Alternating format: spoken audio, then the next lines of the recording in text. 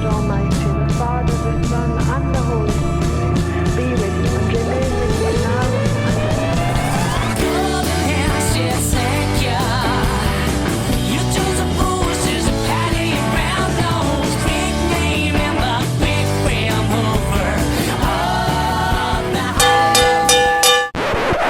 Hi there everyone, Jack here again at the Vinyl Voyage. I hope you're all well, having a good weekend.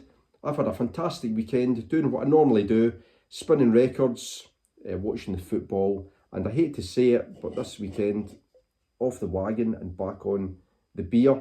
Now I've had a sober summer, I've not touched a beer since the end of June, and partly because I was busy with the quiz and lots of other things, but mainly because I was trying to save a little bit of money for my holiday in October to Spain. Trying to achieve that elusive beach bod. Not likely to happen now, but it is what it is. Hey ho. Anyway, on with the show. Today's video I'm calling 7 Decades of Psychedelia, and it's a video that I've wanted to do for a little while. I've got lots and lots of psychedelic records and lots that I bought over the summer, and I thought this would be a good way to show them, spanning a number of decades. So I thought what I would do is, starting in the 1960s, I would show a record for each decade up into the present day. And to make it a little bit more challenging, I thought, you know, each album that I'll show will be from a different country. And I thought that would kind of change things up a little bit. And each of them probably from a different subgenre of psych as well. Now, if you want to have a go at this yourself, it wouldn't have to be psychedelia that you focus on. It could be 7 decades of soul or 7 decades of blues. And, you know, it wouldn't have to start in the 1960s either. You could start it in the 1920s or the 1950s or whenever suits your chosen genre. But anyway, I'm going to do psych because that's what I'm buying a lot of at the moment, and that's what I've got a lot of in my collection. Now, the first one is an album from Germany. I've been watching a lot of Robert Fitton's channel over the last couple of days, where he went on holiday to Germany, and he's done some great travelogue videos showing different record shops in Frankfurt and Hamburg, but travelogue videos that don't focus on records as well, which are really interesting to me because I spent 3 years in Germany myself. From 2005, I stayed in Rheindalen near Mönchengladbach, and then I moved in with my girlfriend at the time, now my wife, in Dusseldorf, which is just like the best city on earth. It's got a brilliant record shop in Dusseldorf as well. So yeah, very, very fond memories of Germany. So I loved watching Robert's videos. They're great. He's got a brilliant channel, probably one of the first VC channels that I ever watched. So I thought I would start with Germany and 1969, and it is The Can, as they were known then, with their debut album Proper, Monster Movie, and this is a tremendous album. Obviously they'd recorded before this, Delay 1968, which is a little bit weirder, a little bit rawer than this. This is a little bit more of a commercial sound, but this is their proper debut, Monster Movie. It's got that fantastic, is it Robert Kirby, the artist who did this, with his image of Galactus, the arch nemesis of the Fantastic Four. But yeah, really cool album art. I love this album. It's just, yeah, really raw, quite avant-garde at places, psychedelic. It's that original lineup, Can lineup with Malcolm Mooney as the vocalist, but yeah, heavily influenced by the Velvet Underground, especially, you know, songs like Sister Ray, or really White Light, White Heat as a whole, or Black Angel's Death Song, and those kind of more experimental Velvet Underground songs.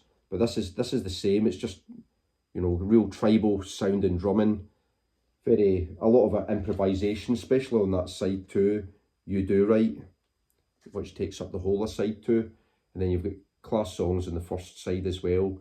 Mary Mary So Contrary, which is a play on the old English nursery rhyme, is fantastic. Yeah, it's a great album. I'll just show you. This is a very early UK reissue. I think this is from like maybe 1970 or 71 or something like that, on that United Artists label. But yeah, really nice condition. I got this for an absolute song. I only paid about £10 for this, an absolute bargain. And really nice condition as well. This is probably like solid VG plus. This, but yeah, I suppose they would change their sound a little bit, and especially with when they change singer. But I like the early stuff. I like that Velvet Underground style that they've got here. It is very experimental and it is very raw, but it's cool as well. Really cool sound. So there we go. To begin with, for the 1960s, it's Germany. It's the Can, as they were known then, with Monster Movie.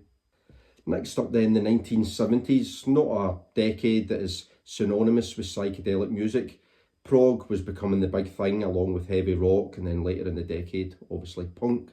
But there are still some good psychedelic bands around, especially in the early 70s, with some of the proto-prog outfits and some acid folk bands. Now this is a band from Scotland, this is an album from 1971, something that I've shown recently. I picked it up recently, but it's too good not to show again, and I've been listening to it loads recently. This is Bread, Love and Dreams, with their third album, Amaryllis, on Decca Records, like I said, from 1971. And this lands somewhere between the Incredible String Band, maybe not quite as experimental or inventive or exotic as the Incredible String Band, and Fairport Convention's more traditional folk sound, but nonetheless, it's really, really good. They're a band that were discovered at the Edinburgh Festival, but the main kind of driving force behind the band, David McNiven, was from Glasgow. And like I said, this is their third album, and they'd went from a three-piece to a kind of two-piece in terms of the songwriting. Angie Rue, who plays flute and guitar and sings, was the other kind of main driving force, along with David McNiven, on this album. But the band are backed up here with the rhythm section of the Pentangle. So you've got Danny Thompson on bass guitar and Terry Cox on drums. Yeah, really, really great album. Fantastic harmonies, fantastic songwriting, and yeah, if you like that kind of acid folk sound, you would love this. I think Scotland was brilliant for acid folk because there's lots of great bands like the Natural Acoustic Band and obviously the Incredible String Band, as well as the Pentangle and Bread, Love and Dreams as well. But yeah, they don't seem to be a band that really got much recognition. I think Decca didn't really do them well in terms of their promotion of the band, because the first album, I think, is more traditional folk. That didn't fare very well. And then when they recorded the second album, they recorded the third album at the same time, because I think the writing was on the wall that they were going to get binned by Decca. So they recorded two albums. Second album was met with critical acclaim. This was met by critical acclaim as well. However, I think only something like 300 or 400 copies of this were pressed. So it was not an album that was in wide circulation even in the 70s, and it's as rare as hen's teeth now. It's a difficult one to find, and yeah, I was so lucky to pick this up, and especially for the price that I got it for. So yeah, fantastic record. I believe that along with Leafhound's Grower of Mushrooms, this is the record from a major label that has been pressed in the fewest quantities. So I think Grower of Mushrooms is only a couple of hundred as well, alongside Amaryllis. But I'll just show you the label. Yeah, really, really great acid folk. That first side especially is brilliant. It's a suite of kind of 3 songs, all pieced together to make one kind of longer song. And then on the other side, you've got Time's the Thief, My Stair, Covered at 3 AM, Brother John and Circle of Night. So they're shorter tracks, but yeah, really, really good as well. But it's really the vocal interplay, I think, between David McNiven and Angie Rue, which makes this album really special. The harmonies and melodies are fantastic, and the layers of acoustic guitars and that rhythm section just yeah, just really set it off. But the two of them, David McNiven and Angie Rue, ended up getting married, and when they gave up the ghost after this album, they called it quits with the music scene. Angie Rue went into theatre, and David McNiven ended up joining a company. I don't know if this was a fair bit later, I think, called Drake Music, and you can look up Drake Music on YouTube, where it was a company in Scotland that worked with disabled musicians and disabled or handicapped songwriters, and that kind of became his life work after that, where he worked with the handicapped and helped them to kind of realise their musical ambitions and helped them to record and things like that. So there's some good videos of David McNiven working with Drake Music and the different students within the organisation online.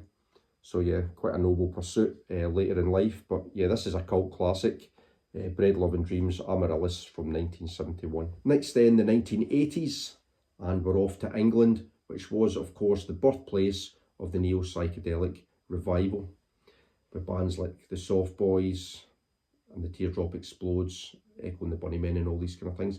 This is not from Teardrop Explodes, but it is from their frontman. It was his debut solo album, from the arch druid himself, Julian Cope, World Shut Your Mouth from 1984. And what a brilliant album this is. Really, really great neo-psychedelia.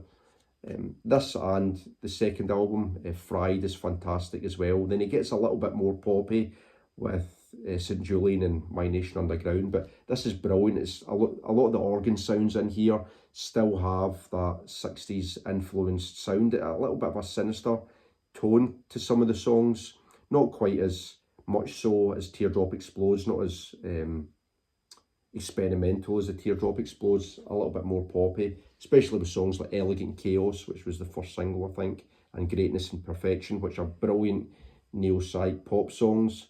But then some of these songs were meant to be recorded by the Teardrop Explodes, ones like Metronil Vavin and Pussyface. They were meant to be on Everybody Wants to Shag the Teardrop Explodes. So yeah, there's lots of great neo-psych on here. Tremendous album. It's on Mercury Records, this one, and you can pick this up really cheap. I think I got this for a tenner. You know, one of the great English eccentrics, a fantastic songwriter, someone I think who's always stayed true to their art.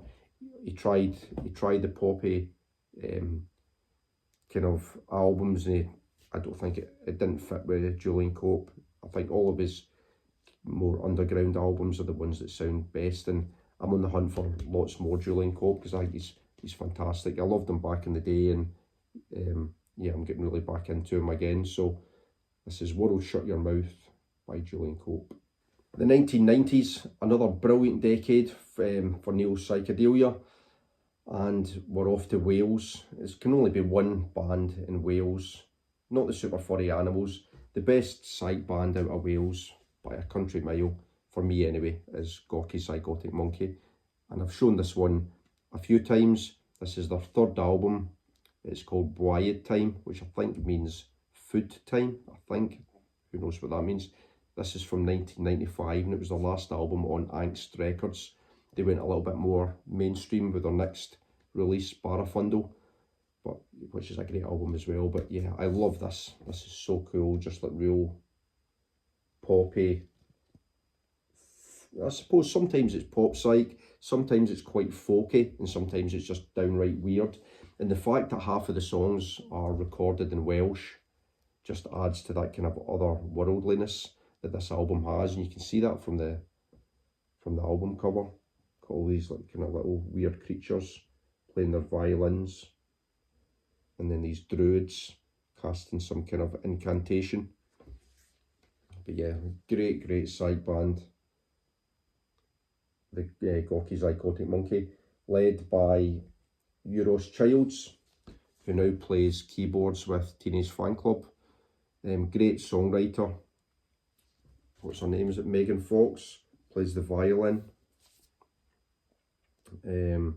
Produced by Gorwell Owen, who's a great Welsh producer. But yeah, some great tracks on here. Miss Trudy is just like a psych pop masterpiece. I think I've got a feeling that they were either still at school when they recorded this, or they hadn't long left school. But I think that song is written about their music teacher who throws a fit of rage in the music room and smashes up all the violins. Paid Cheater or Palm is a Welsh track, which is really, really cool as well. And then The Game of Eyes is just kind of eccentric lunacy. But yeah, this is really, really cool album. Check them out there. Like kind of Welsh weirdos. But yeah, they were big fans of Kevin Ayers. They cite Kevin Ayers as a big influence. But then you can hear, like, you know, that whole Soft Machine influence in their music. Obviously Syd Barrett as well. But I love that label as well. It's so cool. So yeah, love Gorky's. And this is probably my favourite one. So yeah, in a decade of great 90s psych, I've went for Gorky's Zygotic Monkey, the third album, Bwyd Time, from 95. So the 1990s was an absolutely fantastic decade for psychedelic bands, and the best bands for me in terms of psychedelia in the 90s come out of the United States. You had the Flaming Lips, who were, you know, beginning to take off. You had Brian Jonestown Massacre, and then you had all those amazing bands come out of the Elephant Six Collective, all those Athens, Georgia bands, like Neutral Milk Hotel, Olivia Tremor Control, Ladybug Transistor, Elf Power. There's loads and loads and loads of them. But one of my favourite bands, Olivia Tremor Control, when their two main men, Bill Doss and William Cullen Hart, went their separate ways. Bill Doss formed the Sunshine Fix and William Cullen Hart formed Circulatory System. And in 2001, Circulatory System's debut album came out, and it was this one here, and this is just an absolute masterpiece. I don't know at all why this is not more widely known or more widely revered, because all the plaudits get put on Neutral Milk Hotels and the Aeroplane Over the Sea, which quite rightly so, it's a fantastic album, but this is every bit as good. And it's definitely William Cullen Hart's magnum opus. There's a whole host of different musicians on here. There's about, I think, 20 odd different musicians taken from the various Elephant Six Collective bands. There's even more instruments played on it. But this is just brilliant, brilliant, brilliant orchestral psych pop, in the vein of the Beatles or the Zombies, Odyssey and Oracle. The songwriting, it's not just throw a load of instruments at this album and see if it works. The songwriting is fantastic. That opening track, Yesterday's World, is just amazing. It's just such a good song. That could sit up there with the Beatles' best. It's that good. It's really, really good. Yesterday's World's a beauty. Joy is absolutely fantastic. It comes in at just under an hour. It's a really long album. Let me just get the liner notes. I'll reel off a couple of the cool instruments that are played on here. So there's a lot of weird stuff. Manipulators, whatever they are. Bells, violins, clarinets, fuzz bass, the magic tape organ, I don't know what that is, melodica. Jeff Mangum from Neutral Milk Hotel plays on loads of the tracks, plays drums in some of the tracks, sings in other ones. Heather McIntosh is on cello. Sheet metal. Julian Costa plays sheet metal. So he was a guy who played in loads of the Elephant Six bands, playing lots of weird and wonderful instruments. A lot of them were kind of like homemade instruments, different types of organs, oboe, slide guitar, ukuleles, a kembe. Yeah, the list just goes on and on and on. But like I said, at the heart of this album is just great songwriting. I suppose that's the case for me anyway, with all music. Love that cover art as well. I think that was done by William Cullen Hart. It's very reminiscent of Dusk at Cubis Castle by Olivia Tremor Control. But yeah, this is as good as any of those best Elephant Six Collective bands. This album, it's just brilliant, absolutely brilliant stuff. So that is the debut album from Circulatory System by the late great William Cullen Hart, who died last year. But yeah, if you like psych, and you like more modern psych, and you like the Beatles, and you like the Zombies, give this a go. You'll definitely not be disappointed. So we're leaving the 2000s behind, moving on to the 2010s, and there's an explosion of psychedelic bands coming out in the 2010s. This is a band from Canada who describe themselves as Hindi rock. There's a massive Indian influence here, but they are a Canadian band, and they're called Elephant Stone. And this is their sophomore effort from 2013. And yeah, this is a beauty as well. So the Elephant Stone are led by the frontman Rishi Deer, who was a very, very in-demand session musician with a lot of psychedelic bands. He played primarily the sitar, so he played for the Brian Jonestown Massacre, the Swedish band, the soundtrack of our lives, amongst a whole host of other bands. So the sitar features very heavily on this album, but it never feels like it's kind of shoehorned in, or it's just done for the sake of it. Like I said, the band are called Elephant Stone, and that kind of gives a hint to their other big influence, and that's the kind of baggy influence of the Stone Roses. And there is a real Stone Roses influence to this album, I think, in the way that they layer all these nice acoustic guitars, and then you've got these chiming Rickenbackers playing over the top with that classic 1960s psych pop sound, and then you've got all the Indian stuff going on, and yeah, really, really good. Elephant Stone, of course, being a Stone Roses single from 1988, or one of their classic singles from 1988. So they definitely wear their influences on their sleeve, but again, this doesn't sound derivative. It sounds, as much as they're like a kind of new millennial band, they sound like they reach out to the past for inspiration, but they're coming up with their new ideas. And yeah, great songwriting's at the heart of it. Most of these songs are short, sharp, catchy, poppy songs, other than The Sea of Your Mind. That's like a kind of 9-minute, 10-minute, satyr-driven, percussive assault to the senses. But it's a little bit reminiscent. It's the second last track on the album, The Sea of Your Mind, but it reminds me a little bit of I Am the Resurrection, with that like fantastic instrumental passage at the end of I Am the Resurrection, where John Squire just goes into overdrive along with Rennie.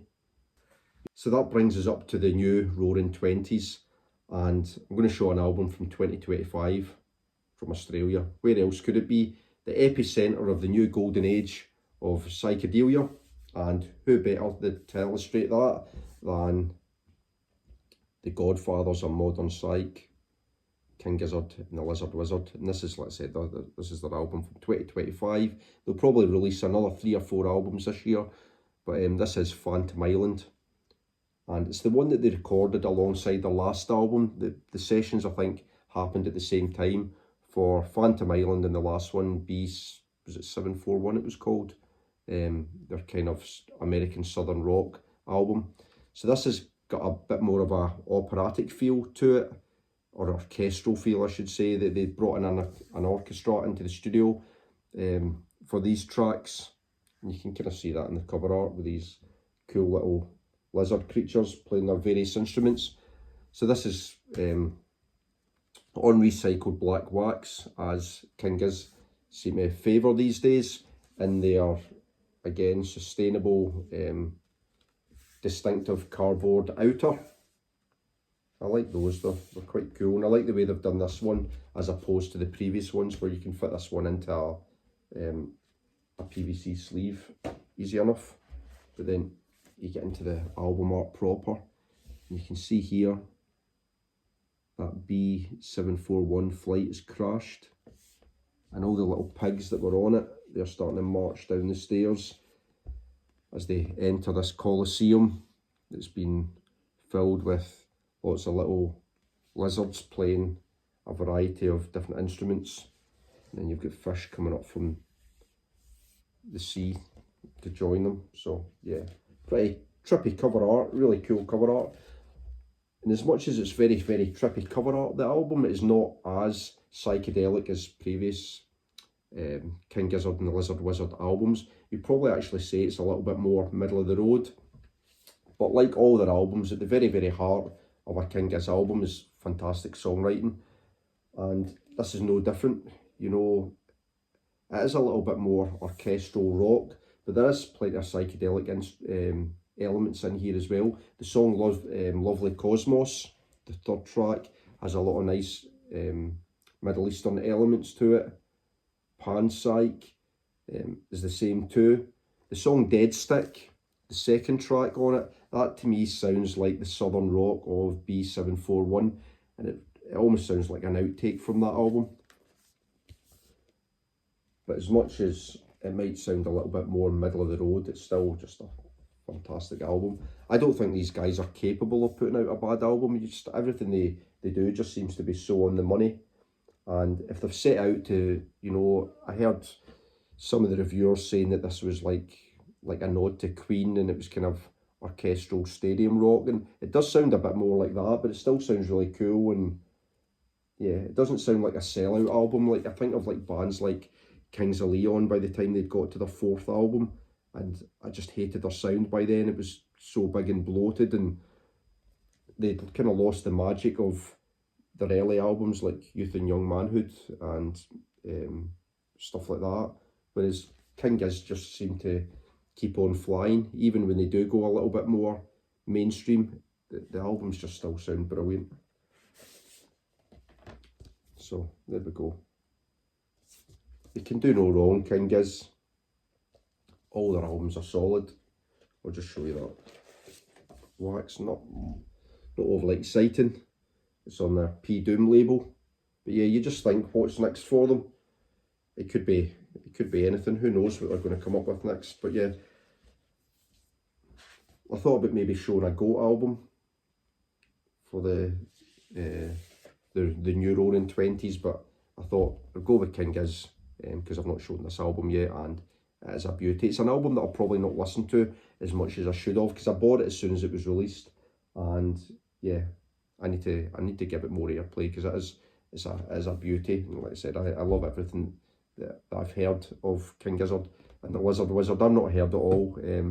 Guys like Ben Rankins, of course, he's got everything that the Giz ever did, but I don't, so I'm still playing catch up, and I'm not sure that I'll ever manage to catch up because they've got so much stuff. I'm not interested in the live albums or anything like that, but the studio albums, everything I've heard has been fantastic. So long may it continue.